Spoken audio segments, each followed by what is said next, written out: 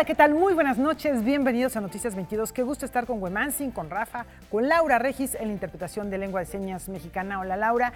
Bueno, pues tenemos muchas cosas que compartir con ustedes, imágenes, por ejemplo. Así es. Bueno, ¿qué te parece antes de comenzar con lo que tenemos aquí detrás?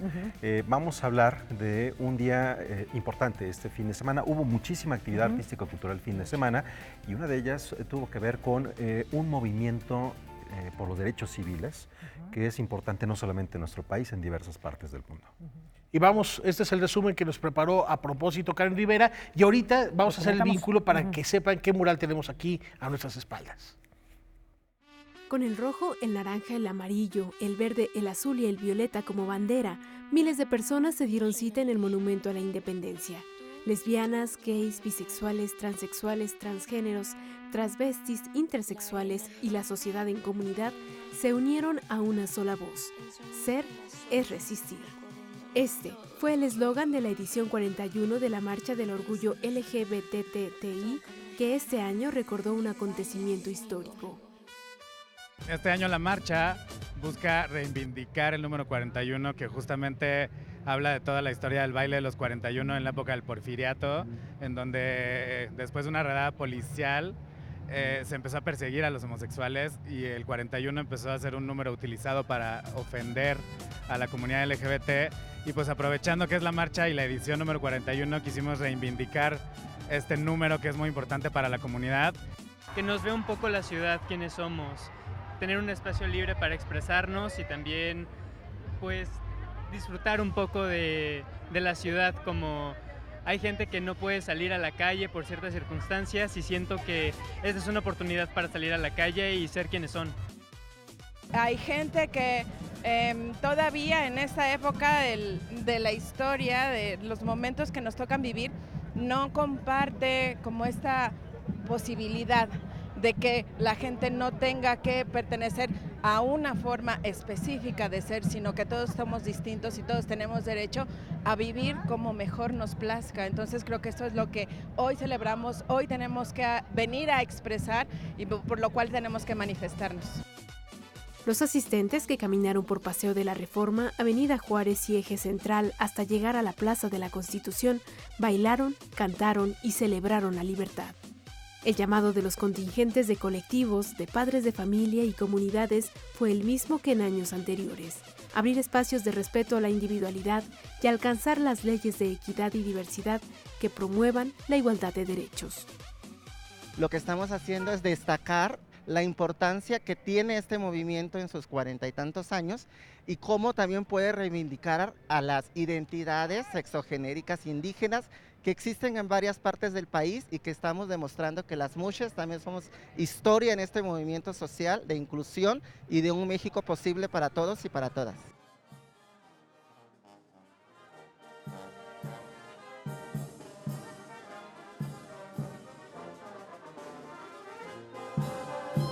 Venimos a representar a parte de la sociedad para que se sigan sumando más chavos, que no tengan miedo de salir de closet, que estén seguros de ellos mismos y que nuestros padres y los padres de ellos también se eduquen en estos temas para que haya menor represión, menos muertes, menos suicidios y menos ecocidio.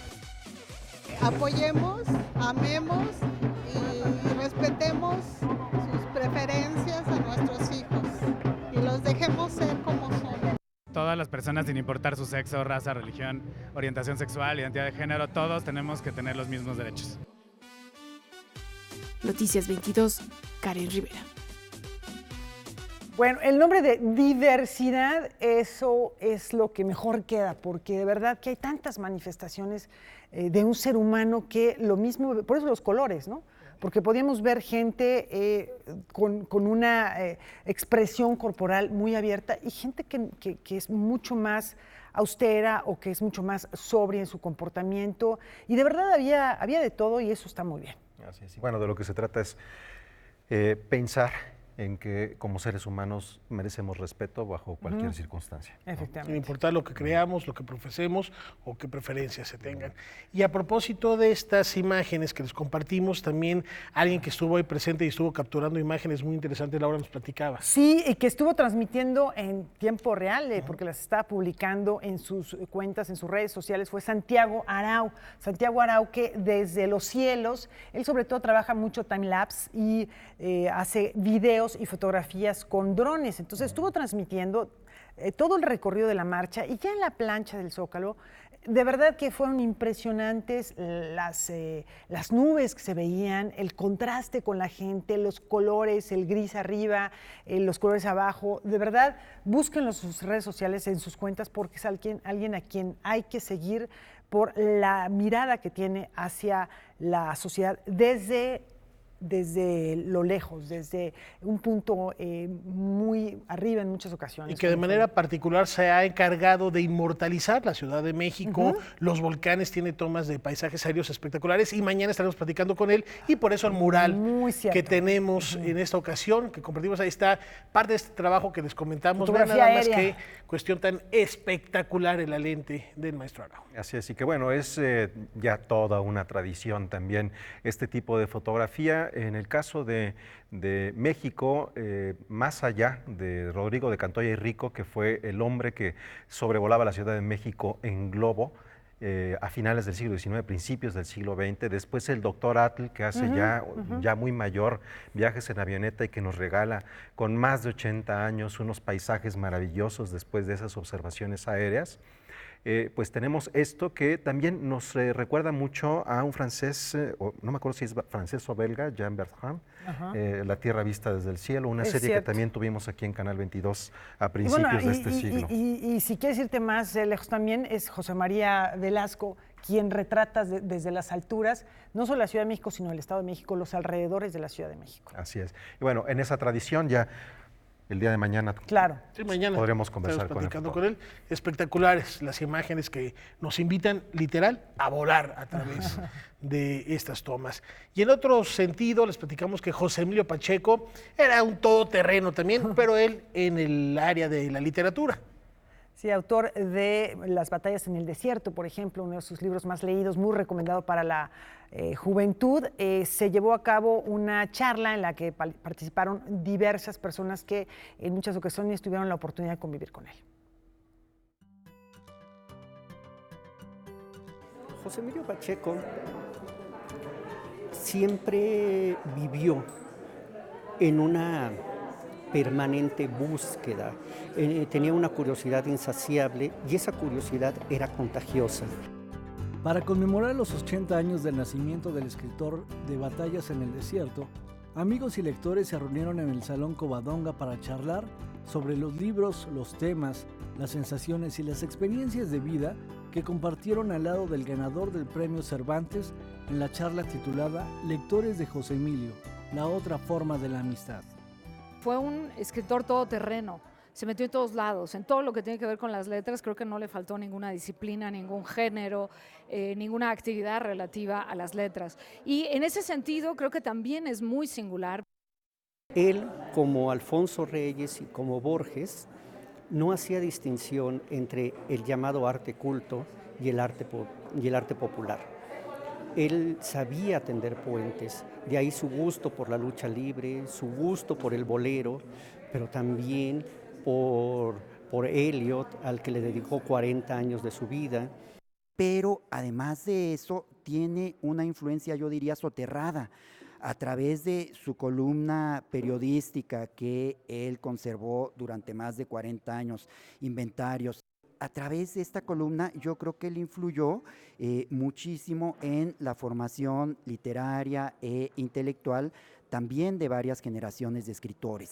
José Emilio Pacheco dedicó muchos años de su vida a la escritura de guiones que no han sido recuperados en libro, guiones que permanecen en los archivos de la Cineteca Nacional, que eran para un noticiario cinematográfico llamado Cine Verdad, producido por Barbachano Ponce, y tú puedes leer esos textos Y son textos que son piezas ensayísticas de primer nivel, con un lenguaje transparente, accesible a cualquier espectador. Pacheco corregía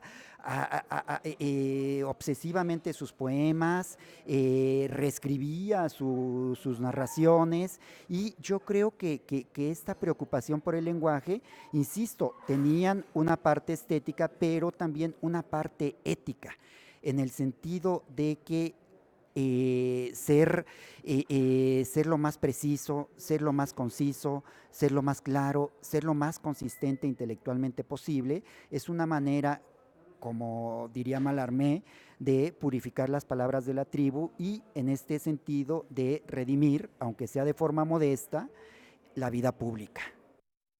Es difícil encontrar a una persona que hable mal de José Emilio Pacheco. Es un poeta respetado, un cuentista entrañable, un novelista que tiene un clásico indiscutible como Las batallas en el desierto, y como jefe de redacción de los suplementos culturales de Fernando Benítez. Creo que en el periodismo cultural, en el periodismo a secas, en la historia, en la literatura, el nombre de José Emilio Pacheco es imprescindible. Noticias 22, Óscar Cortés. Bueno, pues ahí parte de lo que se dijo, y hay más sobre José Emilio Pacheco. Así es, este domingo, como lo mencionamos al inicio de Noticias 22, se celebraron 60 años de nacimiento, 80 años del nacimiento del extrañado José Emilio Pacheco. ¿Y por qué digo extrañado? Porque hace un momento decían, todo un terreno de la literatura. Bueno, también eso incluye la oratoria. ¿Quién puede olvidar todas las conferencias que hacía de cualquier cantidad de temas? La UNAM. Y de una generosidad enorme. Bueno, si ustedes no tuvieron la posibilidad de acercarse demasiado a José Emilio Pacheco, hay un libro que se presentó en Bellas Artes y que viene a ser prácticamente la iniciación para aquella persona que no conoció a José Emilio Pacheco, dado que lo escribe Luis Antonio de Villena, cuando José Emilio Pacheco pues era prácticamente un tesoro desconocido en las letras iberoamericanas. A mediados de los años 90, todavía principios de este siglo, era prácticamente desconocido en otros países su obra poética. Vamos a iniciarnos, pues, en su trabajo. José Emilio es un poeta muy culto, era un hombre que había leído mucho, que tenía una cultura muy grande, pero que sin embargo escribía una poesía muy sencilla. Quiero decir, no hace falta ser un experto en poesía para leer a José Emilio. A José Emilio se lo lee con una gran facilidad. En los versos que desarrolló el ganador del premio Reina Sofía de Poesía Iberoamericana, se esconde una tradición cultural y una sabiduría que desentrañó el crítico Luis Antonio de Villena en el libro Iniciación a José Emilio Pacheco. Es un análisis lleno de referencias literarias e históricas de su trayectoria poética. Es un texto muy elaborado, que tiene detrás una tradición cultural muy fuerte, que hay muchos autores a los que él ha leído y a los que él ha asimilado, que el factor cultural, el flujo cultural interno de la poesía es muy grande. Es decir, está llena de cultura, está llena de asimilación cultural, está llena de trabajo literario. La literatura tiene mucho de trabajo. Entre las obras que destaca el crítico español se encuentra No me preguntes cómo pasa el tiempo, Ciudad de la memoria, El principio del placer y Tarde o temprano. Hay un análisis de toda su poesía, de la trayectoria poética, de cómo José Emilio la va haciendo, de su generación, de los poetas con los que tiene más o menos trato, de su amistad con gente como con Carlos Monsiváis, que yo conocí también. Y luego hay esa parte del elemento, como digo, personal. La publicación es también un testimonio de la amistad que nació a partir del año de 1979, cuando se conocieron en las Islas Canarias durante un congreso de literatura en lengua española. Luis Antonio de Villena asegura que a pesar de recibir los premios literarios más destacados en México y España, no perdió nunca su calidez. A José Emilio los premios, en ese sentido personal, no le influyeron nada. Siguió siendo un hombre cordialísimo, un hombre sencillo. Noticias 22, Óscar Cortés. Bueno, tan entrañable, por supuesto, el maestro Pacheco como Luis Antonio Villeda en esta explicación, esta invitación a acercarnos a un hombre que conocemos mucho en México, pero que gracias a estos trabajos y gracias al Premio Cervantes en 2009 se catapulta allende nuestras fronteras. Y los versos del poeta siguen resonando en la voz de sus más fieles lectores. 80 poemas, 80 años fue el título del ciclo de lectura que se realizó para recordar a José Emilio Pacheco, esto en la sede del Instituto Nacional de Estudios Históricos de la Revolución Mexicana. El día de hoy lo que hicimos es darle libertad a los poetas a que cada quien eligiera el poema de su preferencia. Yo como quiera tengo aquí poemas impresos por si alguien no tuvo chance de traerse el libro o de imprimir, ¿no? En lo personal, a mí me gustan, los poemas que más me gustan de él son del libro no me preguntes cómo pasa el tiempo, que publicó allá en el 69 y que fue muy definitorio, o más bien fue definitorio en un cambio de estilo para él, ¿no? Es donde justamente presenta un lenguaje descarnado, un lenguaje que se aleja de la retórica, que está lejos de las florituras de la literatura, ¿no? Lejos del barroco. Rosa Gaitán, Armando Salgado, Beatriz Saavedra, Lucía Rivadeneira, María Baranda y Oded Alonso, entre otros, leyeron textos de Pacheco, pero también recordaron el valor que guarda su poesía. Ahorita voy a leer unos poemas poco conocidos de él, uno que habla de las termitas, de cómo las termitas durante toda su vida se dedican a destruir una casa y al final cuando lo logran, después de muchísimo esfuerzo, esa casa les cae encima, entonces la obra de su vida las aplasta. Ese es lo que te digo de esa profundidad, ¿no? Y otro que habla de que está sentado esperando pasar el cadáver de su enemigo y nunca pasa y el que muere es el primero. Entonces es esa profundidad de una poesía que aparentemente es sencilla y que sin embargo tiene un mensaje tan profundo. En su obra poética se registran todos los géneros literarios, independientemente de su narrativa, ¿no? Porque su libro más leído sin duda es Las batallas en el desierto, que se lee en todo el país.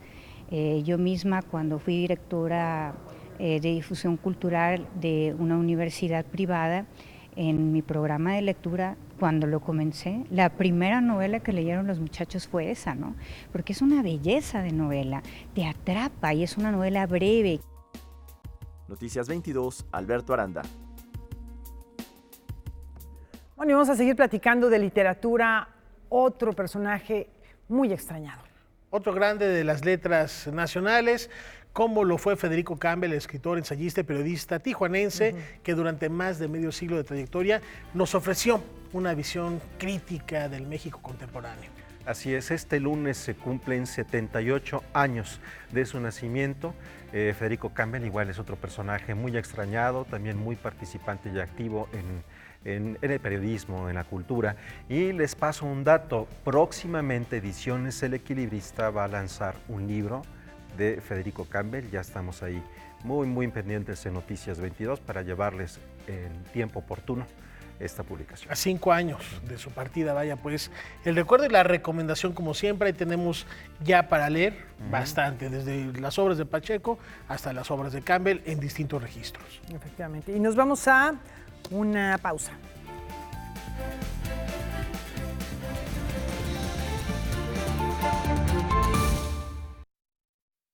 Bueno, vamos a platicar de derechos humanos y del ejercicio del periodismo en nuestro país, los desafíos que enfrenta y que, bueno, encuentran resonancias ahora en un proyecto que tiende puentes a través del Atlántico. Vamos a conocerlo.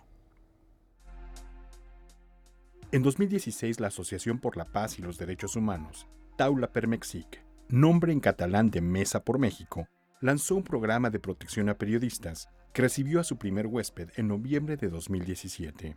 Desde entonces, ha recibido a 6 profesionales de la información en estancias de 3 y hasta 6 meses. Resultado de esta experiencia es el libro El silencio no es opción. Barcelona protege a periodistas de México. Lo que hablamos aquí es la experiencia de 6 personas, 6 periodistas que han participado en el programa de acogida temporal en Barcelona durante 3 o 6 meses de estancia por allá. Y tenemos una primera parte del libro donde hablan periodistas de aquí, gente conocida de aquí de México y periodistas de Barcelona. La otra mitad del libro, pues justamente es la participación, es las experiencias de las personas periodistas que han sido acogidas allá, desde su experiencia en campo, ¿no? En el trabajo, por ejemplo, en Guerrero, en Tamaulipas, en Coahuila, y bueno, de alguna manera también cómo el programa pues, les ha invitado allá a reflexionar sobre el quehacer periodístico. Pero reflexiona a partir de estas experiencias sobre el quehacer periodístico, sus riesgos y sus retos. El programa de protección a periodistas tiene varios ejes. En estos periodos, bueno, lo que tratamos de trabajar nosotros son 3 ejes. El de atención psicosocial, el de formación, ocupabilidad y el de incidencia política. Este de incidencia política tiene que ver con sensibilizar a la sociedad internacional sobre la situación de vulnerabilidad que tiene el periodismo en México. El coordinador del programa habla de las principales circunstancias bajo las cuales los derechos de los periodistas se han visto vulnerados y los han obligado a solicitar protección. Cada uno trae su propia experiencia, ¿no? Lo que decimos, su propia mochila sobre las diferentes agresiones que han sufrido, aunque evidentemente todas tienen en común que ha sido por el ejercicio de su actividad periodística, ya sea en la denuncia, por ejemplo, de casos de corrupción municipal, o sobre todo en el contexto electoral, la violencia que hubo de reportar lo que estaba pasando en algunos contextos, ¿no? De las elecciones. Las agresiones, pues sí, vienen desde el crimen organizado, pero también de personas de diferentes niveles de gobierno. El silencio no es opción. Está disponible en formato impreso y en descarga digital en el sitio electrónico www.taulapermexic.org. Noticias 22, Víctor Gaspar. Bueno, es que a través de estas cifras es como también sabemos qué tanto estamos en un ambiente de gobernabilidad o qué tan sólida son las democracias que se ejercen en este país. Bueno, de esto pasamos a otra información que ya les habíamos adelantado algo a través de una entrevista que tuvo Laura la semana pasada, dado que ayer la primera bailarina, Elisa Carrillo, le sacó brillo, pero así brillo dorado, a la pista del Salón Los Ángeles, demostrando su gusto por los ritmos afrocaribeños. Todo comenzó a partir de las 17 horas. Los parroquianos se alistaban con sus mejores atuendos, prestos a exhibir sus mejores pasos. Ahí estaba con brazos y puertas abiertas el Salón Los Ángeles, fiel testigo de los acontecimientos musicales y culturales de la Ciudad de México. Esa tarde dominical se develó un par de zapatillas. La primera bailarina del Ballet Estatal de Berlín y ganadora del Premio Benoit de la Danza 2019.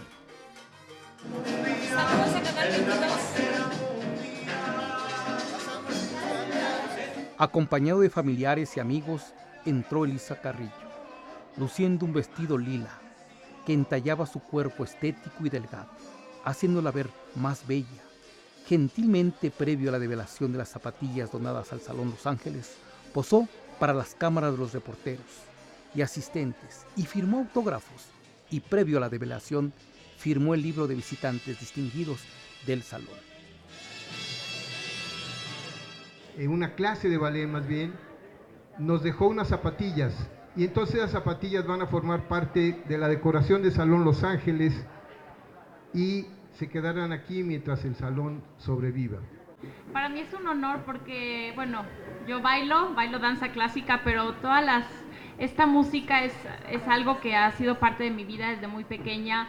No soy experta en este tipo, ¿no? En bailes populares, pero la verdad es que lo disfruto mucho y creo que es algo, no hay nada más bello que mover tu cuerpo, que expresarte, y la verdad es que creo que este lugar es muy importante para nuestro país, que siga siempre vivo, y creo que esto solo es posible por todos ustedes. Gracias por permitirme estar en un lugar tan especial para mi querido México, y de verdad que es un honor. Que tengan una linda, linda noche.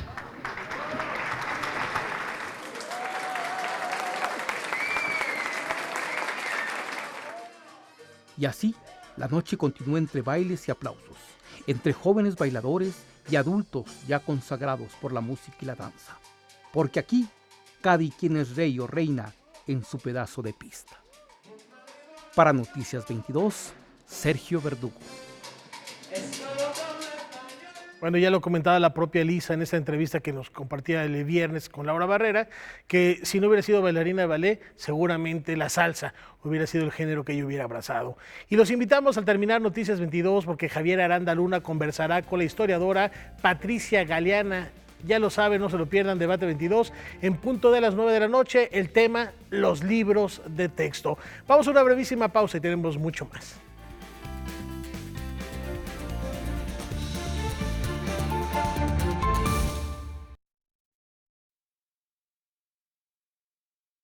Hace 3 décadas, el escritor estadounidense Kent Anderson depuso las armas para refugiarse en la palabra. Víctor Gaspar platicó con él. Es un excombatiente de la guerra de Vietnam. También ha sido policía, pero como autor, teclea sus novelas en la máquina de escribir a manera de exorcismo, buscando su redención. De esa máquina surgió su 5º libro y 3ª novela, Sol Verde.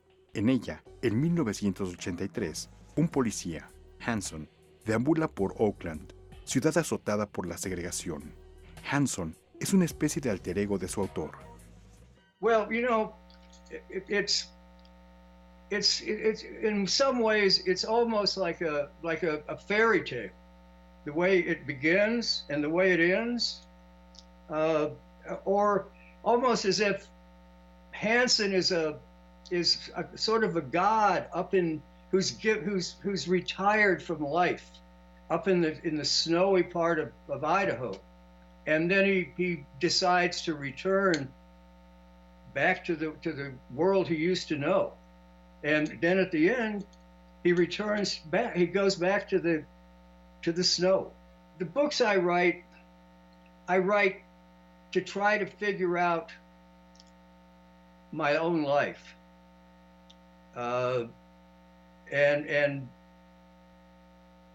see what I did right, what I did wrong, and leave it behind. But I've discovered that just putting something in a book and putting it away doesn't make what happened to you go away. It's still there.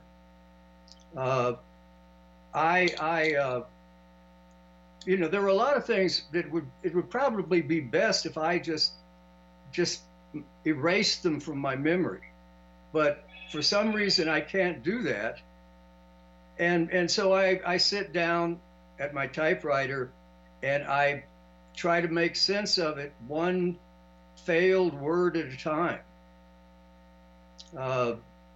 and I have to go back to places that I don't much want to go back to, but that's my job. En su autocuestionamiento, Kent Anderson atiende a la verdad, una verdad brutal que se nutre de enfrentar la realidad de la guerra y de un mundo que, en Sol Verde, resulta ser un universo autocontenido. Yes. You know, the first chapter is all about solitude. That very first chapter where he's in the cabin, he's absolutely alone, and he's alone through most of the book.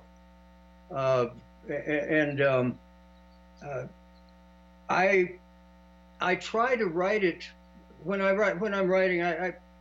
I take great care with my prose, and just hope that the reader will feel that intimacy with my character and with me.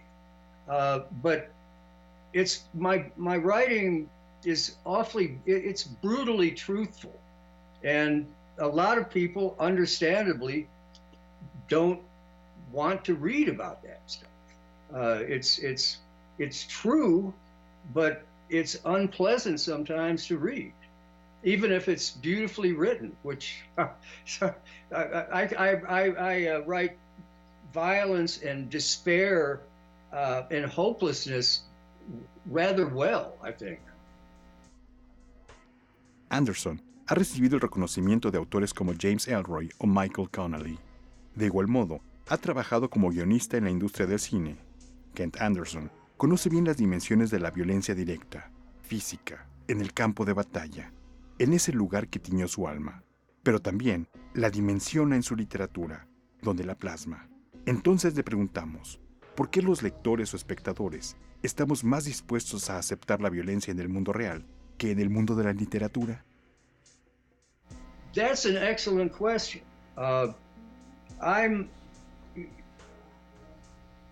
I used to be very good at violence. I liked violence because it was simple and decisive.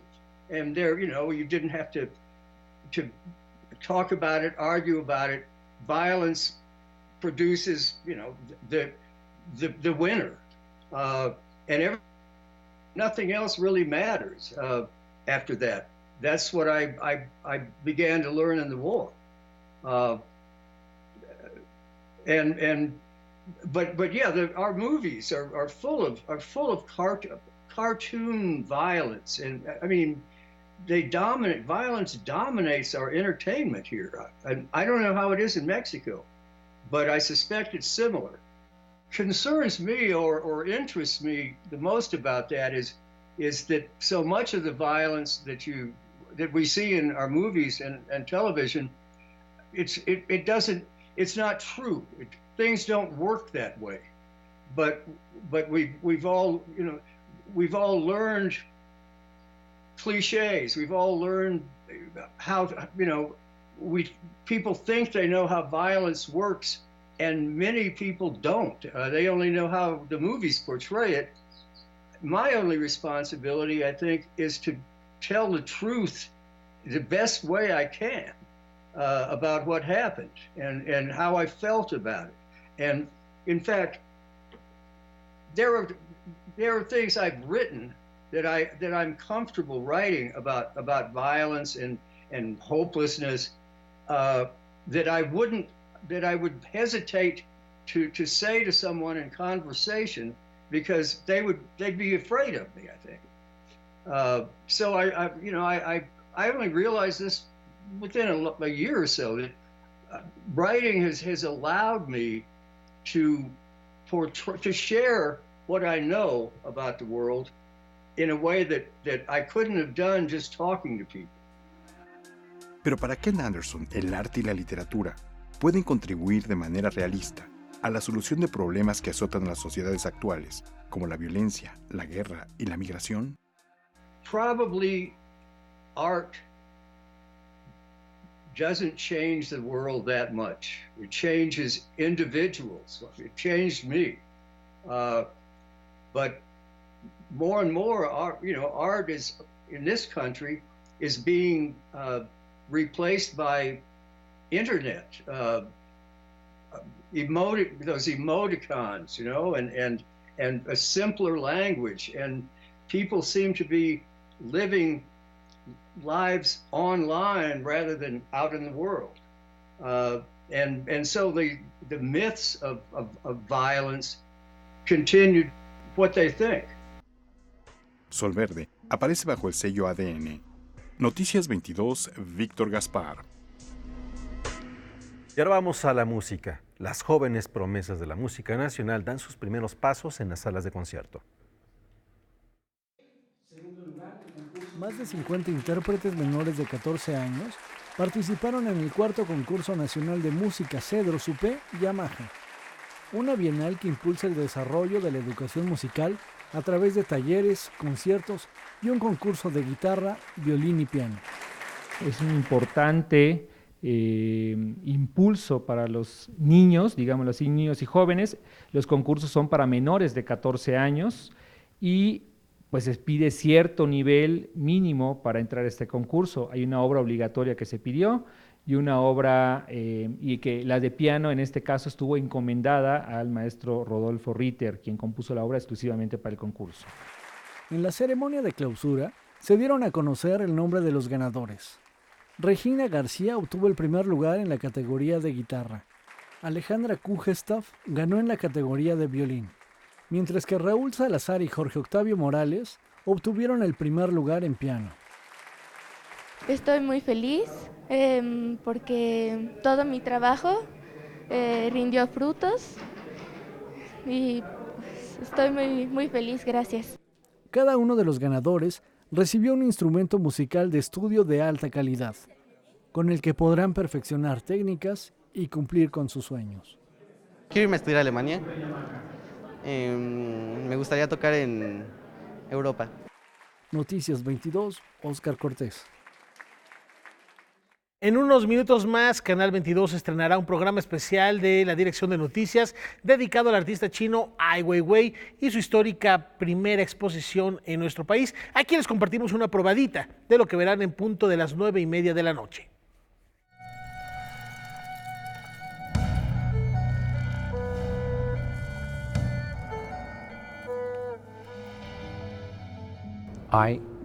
We all treasure our memory.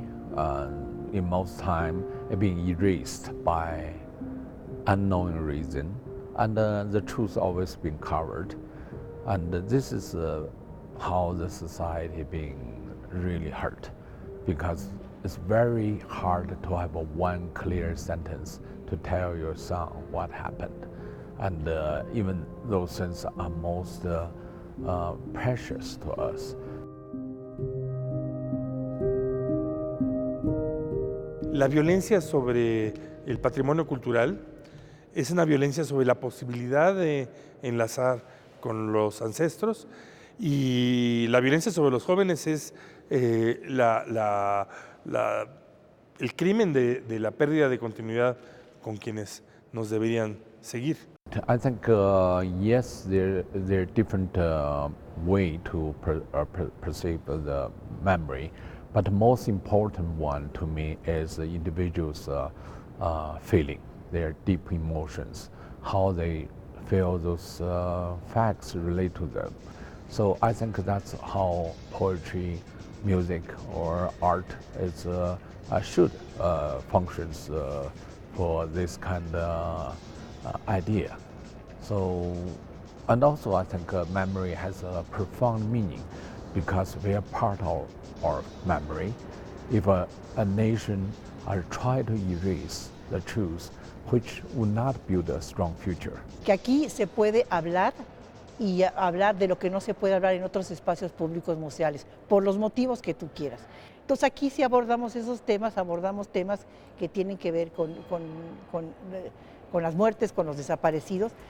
Por ello, arte y activismo están indisolublemente asociados en Ai Weiwei, en su condición de la defensa de los derechos humanos y en la firme creencia de que para un mejor futuro es necesario restablecer memorias. Yes, art is so deeply involved with our emotion and deeply involved with our society, involved with our change and under the future of our, next generations.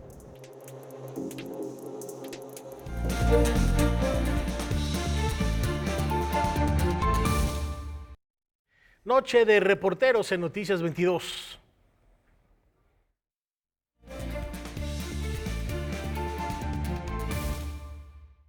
Así es, estamos aquí en Noticias 22. Me da mucho gusto compartir el espacio con nuestro compañero Omar Vera. Omar, ¿cómo estás? Hola, Guamansi, buenas noches. ¿Qué tal? Muy buenas noches, Omar. Nos traes un tema que tiene que ver con algo social.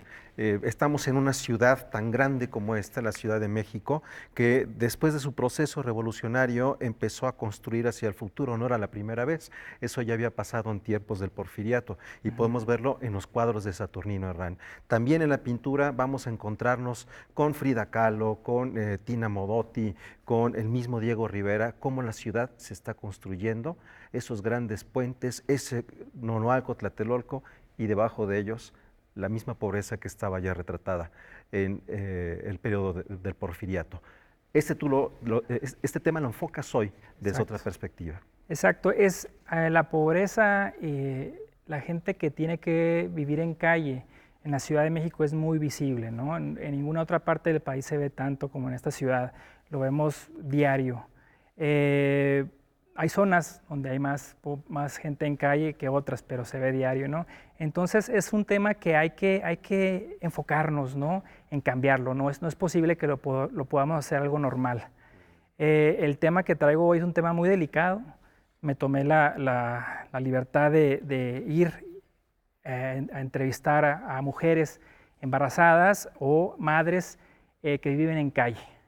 Un tema que hay que impulsar a la sociedad a tratar de ayudar a estas personas y que el Estado también haga su parte, ¿no? Que es muy responsable de que estas personas sigan ahí, ¿no? Entonces los invito a ver este reportaje, espero que lo tomen atención y para hacer conciencia, no más que nada. Si pensáramos en cualquier ciudadano, hombre o mujer de cualquier edad, todos tenemos un círculo de protección. Nuestra familia es nuestro primer círculo de resguardo para cuando tenemos un problema. El segundo es la comunidad y amistades. El tercero, las instituciones del Estado. Cuando alguien llega a vivir en situación de calle, es porque todos los círculos de protección han fallado. Estamos hablando de colectivos humanos, grupos de poblaciones que llegan a las calles por distintas violaciones a sus derechos y que han desarrollado en la calle toda una cultura, toda una vida en torno a lo que es el espacio público. La población va transformándose, ¿no? También van teniendo hijos, van teniendo familia en la misma calle, o van creciendo, ¿no? Los que fueron en algún momento niños y que en realidad los programas de atención no fueron efectivos. En demasiadas ocasiones se tiene la idea de que aquellos que viven en calle han fallado como individuos, no le echaron suficientes ganas a la vida. Dicha estigmatización les dificulta salir de tal situación. El señalamiento aumenta hacia las mujeres, y más cuando buscan ejercer su derecho reproductivo y de maternidad, un derecho que parecen no tener. Generalmente se dice, mujer en situación de calle con un hijo igual a mala madre, ¿no? Y por lo tanto, como es igual a mala madre por definición, pues tendría el Estado que hacerse cargo de esos niños. No, aquí lo que tiene que prevalecer es la determinación de los riesgos y el desarrollar programas que permitan que estas madres ni siquiera pueden ser categorizadas como buenas y malas, simplemente puedan ejercer su maternidad. Sara vive en situación de calle por violencia familiar. Hace un año sufrió un aborto espontáneo por negligencia médica. Hoy está embarazada con la ilusión de esta vez lograr convertirse en madre. No me he checado, no he tenido la oportunidad de ver cómo va mi hijo. Te tardan, te ponen pretextos. Yo perdí un bebé por lo mismo, de que me tardaron no me atendieron. Y por eso ya no he querido ir. Ella es Monse. Vivía en calle bajo un puente. A los 10 meses de haber dado a luz, fue acusada de un robo del cual, a las pocas horas de ser detenida, fue liberada por falta de pruebas. Mientras tanto, el DIF recogió y se llevó a su hijo. Desde entonces, no ha logrado vivir con él. Fui al DIF a reclamar a que me dieran a mi hijo, pero yo iba sola, no iba con los de... No venía aquí, iba yo sola y me dijeron que no, que yo tenía que anexarme primero, que me iban a llevar a un anexo para poder estar con mi hijo. Y me fui con ellos al anexo. Cuando cumplí mi tratamiento completo, hasta me dieron una hoja y todo para comprobar que sí estaba anexada. Y cuando regresé me dijeron que ellos ya no tenían a mi hijo, que ya era por parte del búnker y que yo tenía un número de averiguación previa por abandono de infante, cuando pues yo en ningún momento lo abandoné y recaí otra vez a las drogas, volví a consumir, otra vez lo fui a buscar, y igual me dijeron lo mismo, anéxate, y volví otra vez, me anexaron como 3 veces, y las 3 veces que fui me negaron a mi hijo. 5 años peleando a mi hijo y nunca, pues no me lo daban, ni me dejaban verlo ni nada, y a mi hijo ya le habían dicho que yo ya estaba muerta. Como Sara y Monse, miles de mujeres en situación de calle sufren violaciones a sus derechos, no solo por una ciudadanía que ha decidido voltear la mirada hacia otro lado, sino también por parte del Estado y autoridades omisas y violentas. Estamos encontrando mujeres que viven una violencia, que la violencia más dura que viven es de parte de las instituciones del Estado, violencia sexual, violencia verbal, violencia física. Y por instituciones del Estado me refiero a la policía, la procuraduría, los espacios de salud, los espacios de desarrollo social. Y Te tratan bien feo, malos de los que están ahorita ahí en la iglesia de aquí atrás, estos, ¿cómo se llaman? Los judiciales, son los que más llegan a golpearte, a aventarte, siendo que no haces nada. Hay veces que los policías llegan y te patean, ya levántate, te agreden, de que no puedes estar acostado. Hay policías que de plano son bien agresivos. El desconocimiento genera eso, ¿no? Que la imagen de alguien que viva en la calle sea de una persona que sea peligrosa, que sea un delincuente, ¿no? Cuando en realidad la situación de vida que vive la población que está en calle no es así, ¿no?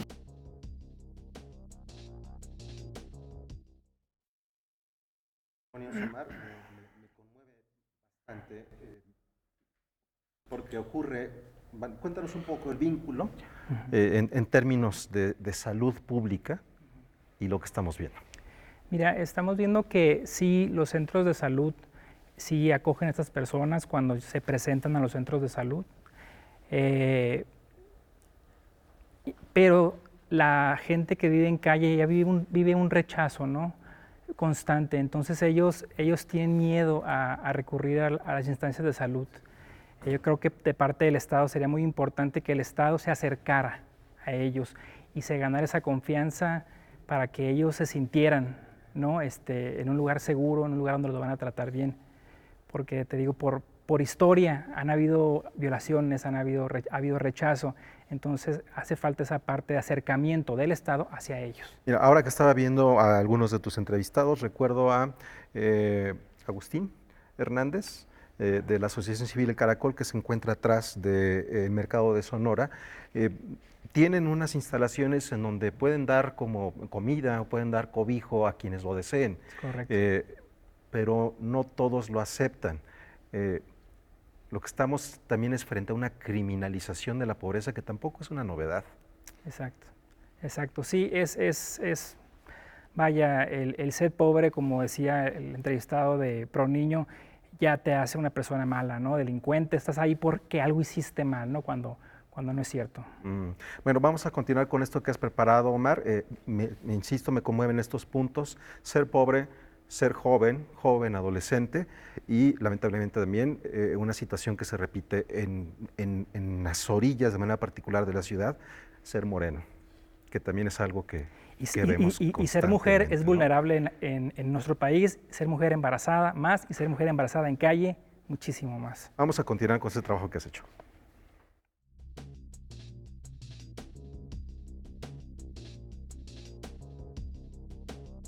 A pesar de que vemos cada vez estas familias más de calle, no entendemos o muchas veces las vemos y no queremos ver que igualmente tienen derechos, si así lo deciden, a su maternidad y que finalmente podemos y el Estado tiene la obligación de hacer los esfuerzos todos. ¿Para qué? Para que estos derechos en ambos casos se cumplan. Actualmente, organizaciones no gubernamentales son quienes se acercan a la población en calle para tender una mano amiga, ofrecer distintas alternativas de vida y protección a sus derechos humanos. El apoyo a estas por parte del Estado es cada vez menor. Aquí mostramos solo dos ejemplos, ProNiños de la Calle y el Caracol AC. Desgraciadamente no hay tantos programas de prevención de embarazos no deseados, de promoción del uso correcto del condón, de prevención de infecciones de transmisión sexual. Digamos, hay experiencias contadas. Nosotros tenemos talleres que llevamos a la calle, regalamos condones, pero no estamos viendo otras organizaciones, no estamos encontrando ninguna otra institución del Estado que esté atendiendo el tema de salud. Y aquí la única respuesta que me llega es que no saben cómo acercarse a los grupos de calle. A veces pasa lo que comenta Sara, ¿no? Pueden llegar a estar limitados en cuanto a la atención de su salud y entonces por eso lo que hacemos es acompañarles, ¿no? Brindarles ese acompañamiento para que puedan garantizarles atención. Hacer primero conciencia de la situación y lo que sufren verdaderamente ellas y ellos en la calle. Pues crear mejores y más programas que les permitan no solo atender la cuestión de adicciones, sino tener la oportunidad de irse integrando de manera gradual a la sociedad. Ellos necesitan una alternativa segura para poder salir de la calle, ¿no? Sentir que tienen un lugar a donde llegar cuando salgan de la calle. Sí, segura, constante, una certeza, ¿no?, en su proceso. Me ayudó Caracol y fuimos a Derechos Humanos y me dieron un defensor de derechos humanos. Solamente así pude volver a ver a mi hijo. Y ahorita mi hijo tiene 8 años, está en la casa hogar de Ejército de Salvación. Pero tuve un problema y recaí otra vez y pues ahorita no lo he visto. Pero ahorita pues estoy viniendo aquí para otra vez volver a empezar y poder estar pronto con él. En México, es la Procuraduría Federal de Protección de Niñas, Niños y Adolescentes, órgano subordinado al DIF, quien determina si la madre está o no en condiciones de tener custodia de su hijo o hija, a través de una investigación que corrobora que la madre está rehabilitada de cualquier adicción a drogas, cuenta con un trabajo y tiene un hogar digno. En cualquier situación como esta, lo que se requiere es que se haga una investigación, una determinación de los riesgos que tiene o no el niño o la niña con relación a su estancia con la madre. El problema es que hay una visión para hacer estos análisis enfocados en su situación de calle y no en los riesgos que derivan de otros factores, ¿no? Entonces, generalmente, pues hay una estigmatización y una criminalización, que lo que hace en la mayoría de los casos es que estas mujeres sean separadas de sus hijos y hijas, ¿no? Que a veces el gobierno, porque te ve en la calle con tu hijo, ya te dice, no, pues no tiene el derecho porque vive en la calle con su hijo y qué futuro, qué vida les va a dar. Pero no se ponen a pensar el por qué están ahí, qué fue lo que pasó para que esa familia esté en calle. Y solamente te juzgan y lo único que hacen es llamarle al DIF y pues quítaselo. Y es quitárselo y sin preguntar y sin nada. Bien, después de ver tu reportaje, Omar, vemos cuáles son los puntos en los que está fallando el Estado, las instituciones, la Ciudad de México, las alcaldías.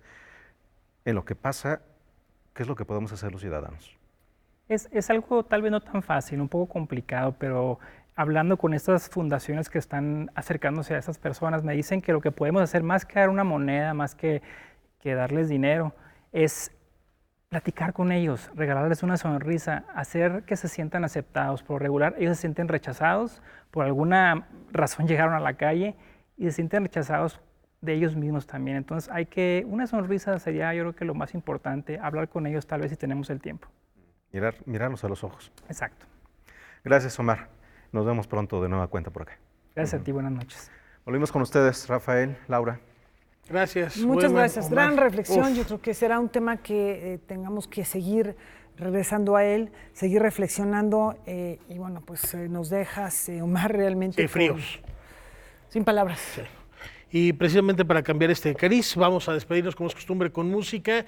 94 años de la partida de uno de los grandes compositores, pianista francés, incursor en el minimalismo, en el impresionismo, en el teatro del absurdo, Éric Satie. Seguramente precursor de gente como Philip Glass, ¿no? Como Philip Glass, las gimnospedias, toda su obra, la mer. Ahí está, Éric Satie, hasta mañana. Disfrútenlo.